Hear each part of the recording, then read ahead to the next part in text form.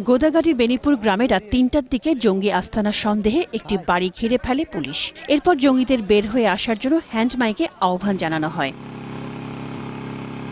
এক পর্যায়ে পুলিশ অভিযানের প্রস্তুতি নিলে বাড়ির ভেতর থেকে প্রথমে বেরিয়ে আসে ৮ বছরের জুবায়ের, তার কোলে শিশু আফিয়া। এরপর ভেতর থেকে হঠাৎ বেরিয়ে এসে পুলিশের ওপর হামলা ও অতর্কিত বোমা বিস্ফোরণ ঘটায় জঙ্গিরা। আত্মঘাতী বিস্ফোরণে নিহত হয় ৫ জঙ্গি। নিহত জঙ্গিরা হলেন ওই বাড়ির মালিক সাজ্জাদ, স্ত্রী বেলি, ছেলে আলামিন, মেয়ে কারিমা ও তার ভাই সোয়েব। এছাড়া জঙ্গিদের হামলায় নিহত হন ফায়ার সার্ভিস কর্মী আব্দুল মতিন। এছাড়া আহত হন আরও ৭ পুলিশ সদস্য।